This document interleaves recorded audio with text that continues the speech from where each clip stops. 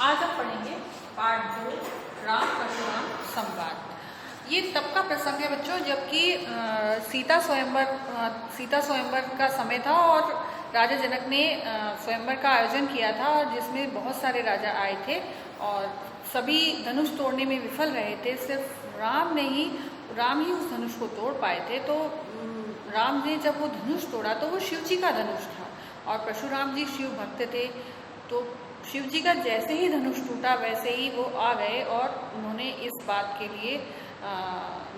लिए वो नाराज हुए और सभा से पूछने लगे कि ये शिव धनुष किसने तोड़ा है, वो मुझे बताया जाए। तो उन्होंने कैसे पूछा, इसको पाठ को तुलसीदास ने लिखा है। इस जो हम ये पढ़ेंगे चौपाई तुलसीदास ने लिखी है और तुलसीदास जब ये वर्णन करते हुए कह रहे हैं कि परशुराम पूछ रहे हैं कि नाथ संधनु बंज निहारा हुई कोई एक दास तुम्हारा। जब परशुराम ने पूछा कि भाई ये धनुष किसने तोड़ा है तो राम जी ने कहा कि नाथ स्वामी, नाथ यानी स्वामी, संधनु यानी शिव का धनुष, भंज माने निहारा, भंज निहारा माने तोड़ने वाला। नाथ ये शिव का धनुष तोड़ने वाला कोई कहीं एक दास तुम्हारा, एक तुम्हारा ही, आपका ही कोई दास होगा। उनका गुस्सा शांत करना चाहते थे राम जी, तो उन्होंने ऐसा बोला।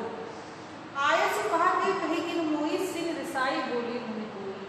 आयसु माने आज्ञा, आयसु माने आज्ञा, सुनि रिसाई, रिसाई माने क्रोध कर, मोही माने मुझसे।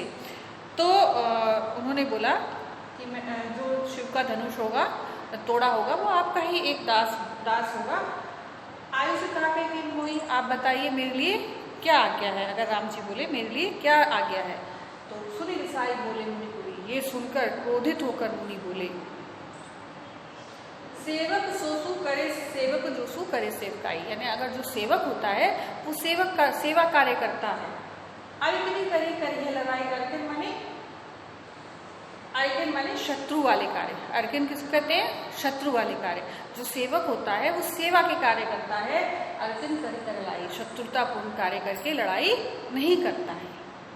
आगे बोले, सुनो राम जी शिव धनुष तोड़ा। हे राम सुनो, जिसने भी शिव धनुष तोड़ा है, सहस्त्र भाव सम स्वरूप मेरा। सहस्त्र भाव यानी एक था जिसके सहस्त्र हाथ थे, वो उसको परशुराम जी अपना दुश्मन, परशुराम ने उनको मारा था, वो दुश्मन मानते थे। तो वो ये कह रहे थे सहस्त्र भाव, जिसकी सहस्त्र भाई थी उसके समान मेरा जो जिसने भी धनुष तोड़ा है वो मेरा शत्रु है। सहस्त्र भाव के समान वो मेरा शत्रु है।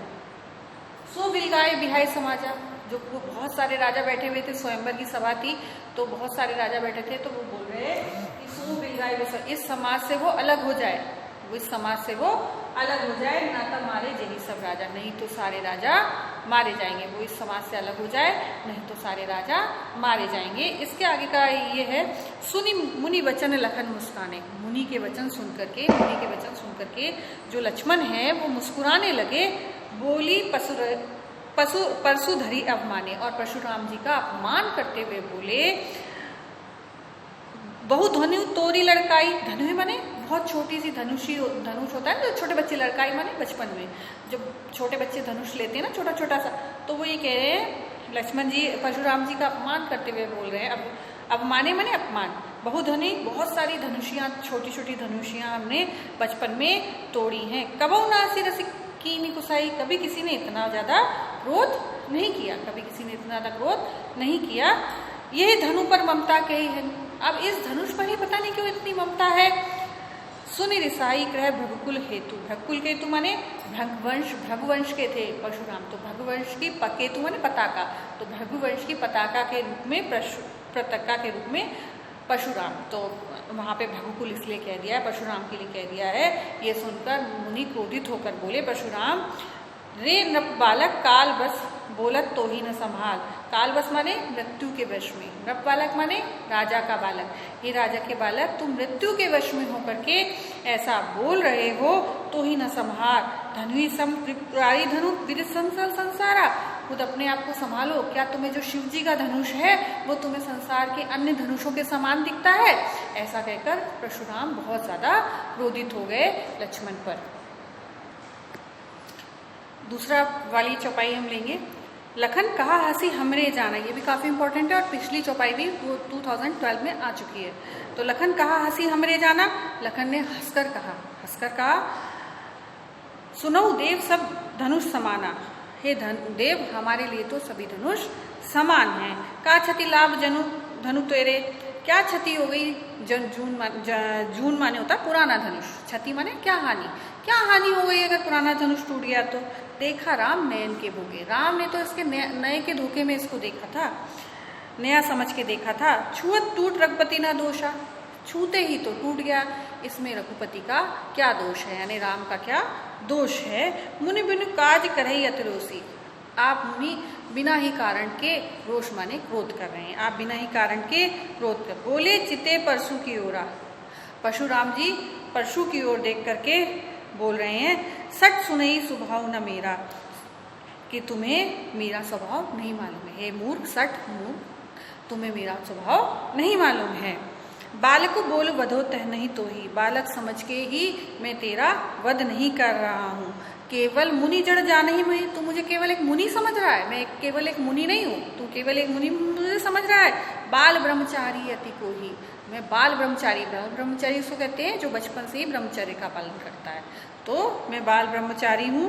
विश्व विदित क्षत्रिय कुल द्रोही, सारा विश्व जानता है कि मैंने क्षत्रियों का मैं द्रोही हूँ, यानी क्षत्रियों का मैं दुश्मन हूँ। भुजबल भूमि भूप बिन कीनी, मैंने अपनी भुजाओं के बल से ये भूमि माने राजाओं के हीन कर दी थी। विपुल बार महिदेवन दीनी मतलब महिदेव यानी ब्राह्मणों को, और कई बार इसको जीतकर, पूरी भूमि को जीतकर राजाओं से ब्राह्मणों को दे दी है, मैंने दान कर दी है। सहस्त्र बाहुभुज में छेद निहारा, सहस्त्र बाहु के भुजाएं थी, सहस्त्र भुजाएं थी, उनको भी काटने वाले मेरे फरसे की ओर देख। परसु विलोक महिप कुमारा, मेरे फरसे की ओर देख, जिससे कि मैंने सहस्त्र बाजू की भुजाओं की काट दी है। अब कह रहे हैं आगे दोहरा, मातु पिता जानी सोच बच करसी महेश किशोर, तुम्हारे माता और पिता के बारे में सोच कर ही, तुम्हारे माता और पिता के बारे में सोच कर ही मैं तुम्हें कुछ नहीं कह रहा हूँ। गर्भन के अर्भक दलन परसु मोर अति घोर, अब ये कह रहे हैं कि मेरा तो ये फरसा अत्यंत भयानक है, ये गर्भ में रहते हुए बच्चों, गर्भ में नहीं, गर्भ माता के गर्भ में पलने वाले बच्चों को भी मारने में ये सक्षम है, मैं इतना ज़्यादा शक्तिशाली हूँ। तो ये राम परशुराम संवाद है, काफ़ी इंपॉर्टेंट लेसन है और थोड़ा कठिन भी है बेटा, तो इस वीडियो को 3-4 बार आप देखिएगा तभी आपको समझ में आएगा। इसीलिए मैंने इस बार 2 ही लिए चौपाइयाँ, पर आप इन दोनों को अच्छी तरह से समझिएगा।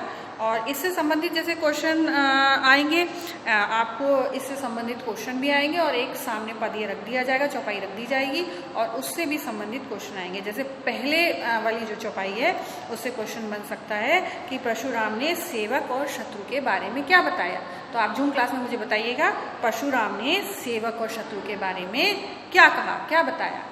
तो आप क्वेश्चन देखिए और सोचिए और फिर मुझे बताइएगा। दूसरा क्वेश्चन है, स्वयंवर स्थल पर शिव धनुष तोड़ने वाले को परशुराम ने किस प्रकार धमकाया, ये आपका होमवर्क है।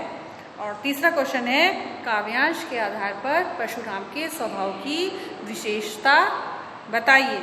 और दूसरी चौपाई से जो क्वेश्चन आपको ढूंढने हैं, श्री राम द्वारा शिव का धनुष तोड़े जाने पर लक्ष्मण ने परशुराम से क्या कहा, और परशुराम लक्ष्मण से अपने फरसे की ओर देखने की बात क्यों कर रहे हैं। तो ये आपके 5 क्वेश्चंस हैं जिसको कि आपको जून क्लास में मैं पूछूंगी, तो आपको मुझे बताने हैं, तभी मुझे पता होगा कि आपने कुछ पढ़ाई की। तो पढ़ते रहिए, ध्यान से रहिए, घर पर रहिए।